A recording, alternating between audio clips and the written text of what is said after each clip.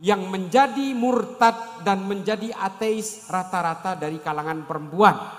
Di dalam dunia terorisme pun Bu, ya Bapak Ibu-ibu sekalian, kalau ada teroris yang menjadi pelaku bom bunuh diri, ini biasanya istrinya jauh lebih radikal dari suaminya. Ini tolong dipahami. Karena apa? Karena perempuan selalu ditakut-takuti dengan hukum yang ketat.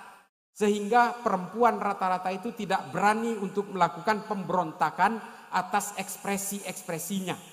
Nah ini, ibu-ibu sekalian harus berani bersuara. Tapi berani bersuara kalau punya rujukan fikih. Yang juga harus diwakili dari kalangan perempuan. Kalau yang mewakili ibu-ibu nanti dari kalangan ahli fikih laki-laki dikibulin lagi nanti.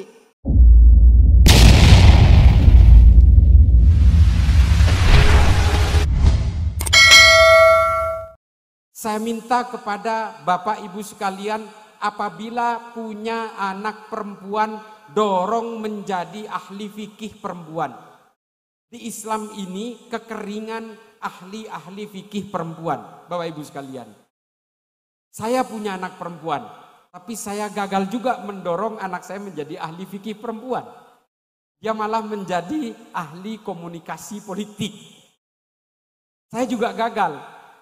Artinya apa? Barangkali ada dari kalangan Nahdien bisa mencetak putra-putrinya menjadi ahli fikih perempuan. Ini harus Pak. Karena apa? Setiap fikih perempuan selalu dihasilkan oleh kaum laki-laki. Perempuan ini hanya nerima gelondongan, sehingga ketika perempuan diatur begini, diatur begitu oleh kaum laki-laki, akhirnya hanya menerima saja. Kasarnya, ya kadang-kadang dibodoh-bodohin lah sama kaum laki-laki. Kalau kamu tidak setuju dengan saya untuk kawin lagi, kamu akan masuk neraka. Nerima aja itu perempuan. Nah, dari kalangan perempuan ini ada ahli fikih yang paling top di dunia, namanya Profesor Dr. Azizatul Hibri. Nah, dia meminta jangan biarkan saya sendirian, kata Profesor Azizah. Dia ini hafizah Quran 30 juz. Saya selalu berperang dengan fikih-fikih yang dihasilkan hanya oleh kaum laki-laki. Sehingga apa? Akhirnya apa? Yang menjadi murtad dan menjadi ateis rata-rata dari kalangan perempuan.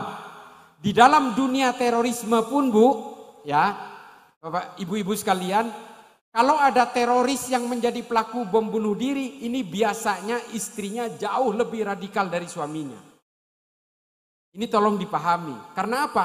Karena perempuan selalu ditakut-takuti dengan hukum yang ketat. Sehingga perempuan rata-rata itu tidak berani untuk melakukan pemberontakan atas ekspresi-ekspresinya. Nah ini, ibu-ibu sekalian harus berani bersuara. Tapi berani bersuara kalau punya rujukan fikih. Yang juga harus diwakili dari kalangan perempuan. Kalau yang mewakili ibu-ibu nanti dari kalangan ahli fikih laki-laki dikibulin lagi nanti.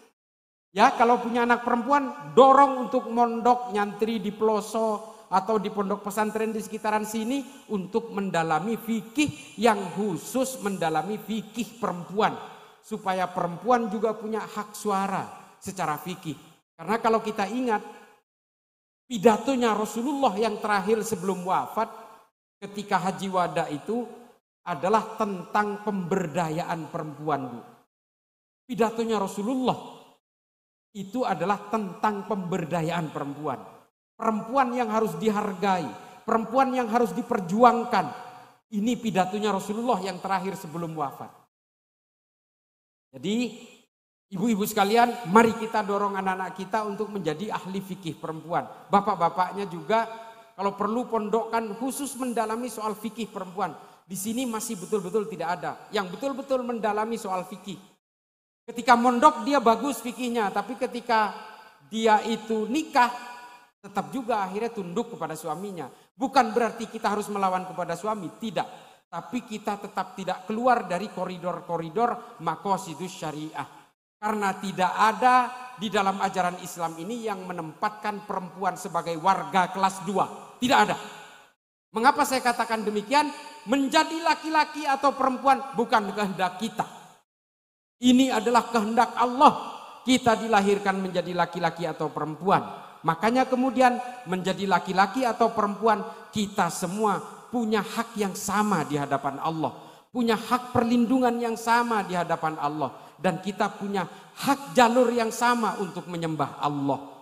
Makanya kemudian jangan sampai ibu-ibu merasa minder seolah-olah ibu-ibu dianaktirikan di dalam Islam. Tidak.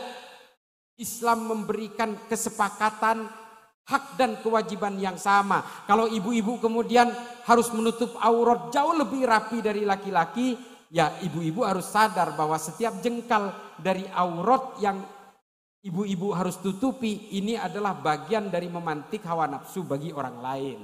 Nah, itu harus disadari juga karena bagaimanapun secara fitrah kita juga punya naluri yang berbeda. Itu yang harus disadari. Tapi untuk dalam berketuhanan, dalam berislam, tidak ada kelas 1, kelas 2. Perempuan atau laki-laki ini semua setara di dalam Islam. Oleh karena itu Bapak Ibu sekalian, hanya itu yang bisa ingin sampaikan. Mari kita berpegang teguh dalam tali ukhuwah Islamiyah dan juga berbagai giroh-giroh kita untuk membangun rekat-rekat intimasi sosial di dalam Nahdlatul Ulama harus kita jaga. Jangan sampai Nahdlatul Ulama ini tergerus, kemudian tumbang secara perlahan hingga akhirnya negara ini betul-betul dikuasai oleh orang yang tidak bisa menjamin kenyamanan kita dalam berkemanusiaan maupun dalam berkeimanan.